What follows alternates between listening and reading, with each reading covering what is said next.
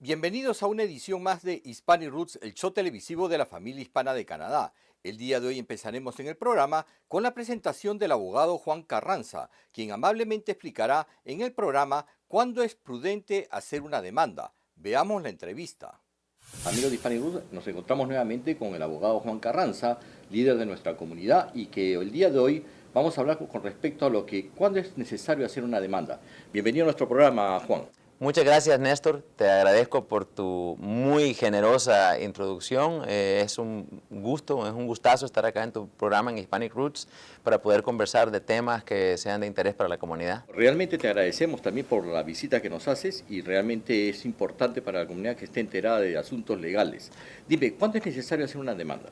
Bueno, mira, cuando hablamos de una demanda estamos hablando de un proceso civil que típicamente lo haces cuando has sufrido algún tipo de daños, ya sea por incumplimiento de un contrato o porque has sufrido algún tipo de dolo por resultado de una negligencia.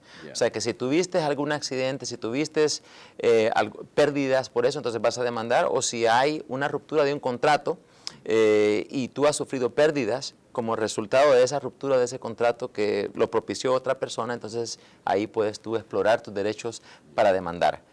Siempre se aconseja que las personas se asesoren y que busquen la opinión de un abogado o de un paralegal para que te pueda orientar un poco en cuanto a si vale la pena realmente la demanda. Si tus pérdidas son muy pequeñas, pueda que no se justifique una demanda que podría ser costosa, podría tomar mucho tiempo. Y de la misma manera, si tú tienes pérdidas muy grandes, pues entonces tienes indiscutiblemente que proceder con una demanda. A veces el procedimiento puede ser muy complicado, puede ser largo, y por eso se le aconseja a las personas que busquen la asesoría de un abogado. Ya. Ahora, ¿qué tiempo hay para hacer una demanda? Porque me imagino que hay un plazo, ¿no? Sí, generalmente es de 2 años. Generalmente es de 2 años, pero hay que tener mucho cuidado con esto, ¿no? Esto no te lo digo con la intención que sirva como asesoría legal para tu público. 2 años es el periodo límite. Ahora, hay excepciones y hay también otros requisitos. Cuando estás, por ejemplo, demandando a una ciudad, a una municipalidad aquí en la provincia de Ontario, tienes que notificar. Si es por negligencia, por ejemplo, en una acera porque quedó cubierta de hielo y no la limpiaron y una persona se resbala y sufre lesiones, tienes 10 días para notificar a la municipalidad de que hubo el acto de negligencia, para informarles específicamente dónde fue que sucedió, el tiempo, etcétera. Dar todos esos detalles fundamentales dentro de 10 días. Por eso es importantísimo que si una persona sufre una lesión, que primero se asesore. Porque si bien son 2 años, si una persona sufre una caída, por ejemplo, y espera 2 años para demandar a la municipalidad y no los notificó dentro de los 10 días, entonces probablemente no va a tener la posibilidad de recibir ninguna indemnización.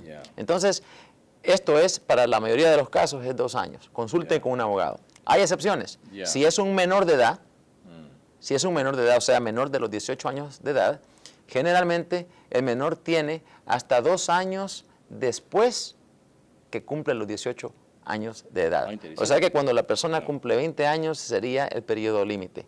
En cualquier caso, la sugerencia es para todos los oyentes, para todos los televidentes, de Hispanic Roots, es que si tienen un accidente, mejor primero consúltelo con un abogado para poder determinar cuáles son sus derechos, cuál es el procedimiento que se puede seguir, explorar temas de como cuánto tiempo puede tomar, cuánto puede recibir la persona, que son algunas de las preguntas que comúnmente recibimos nosotros, que por cierto no siempre se pueden contestar del todo, pero se puede dar algunos elementos que las personas van a considerar que pienso que les va a ayudar mucho en su decisión si proceden o no con una demanda.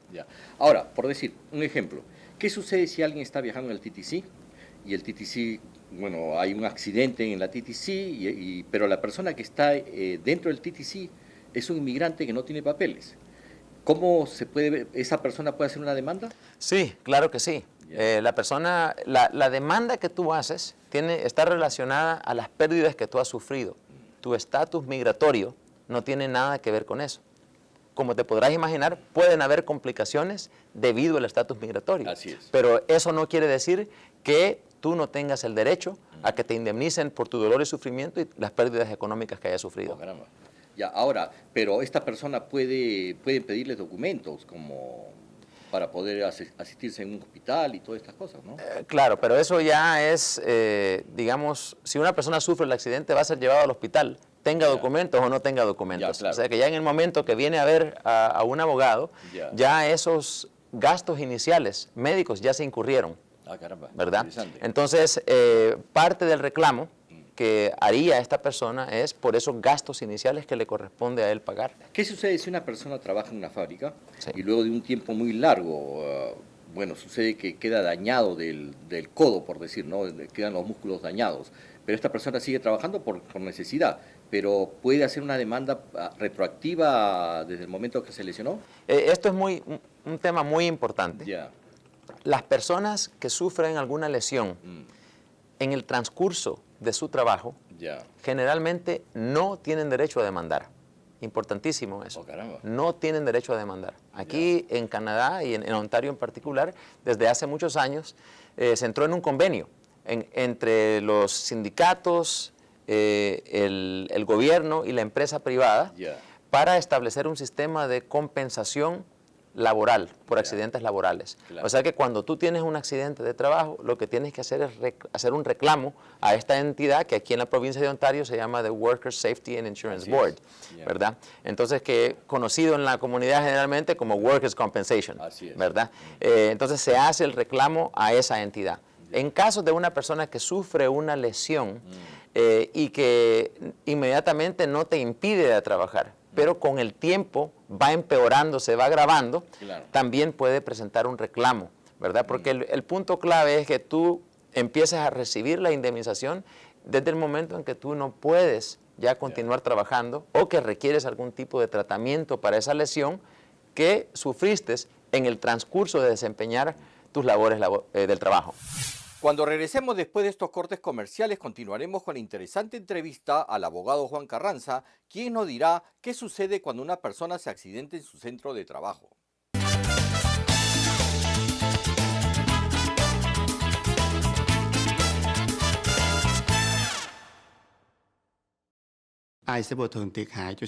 Y si tuve un accidente como peatón, Ontario speaks in many different voices. But when it comes to serious injury, we speak in one voice. Maximum compensation. Maximum compensation. Maximum compensation. You don't have to choose between service in your own language and legal expertise. You deserve both. At Carranza, we have over 20 years of victories representing accident victims. Carranza, maximum compensation in any language.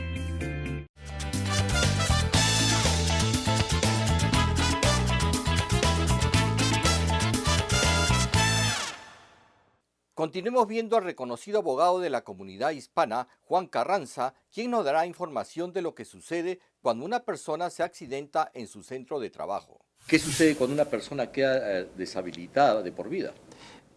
Bueno, depende de cómo haya sucedido esta discapacidad.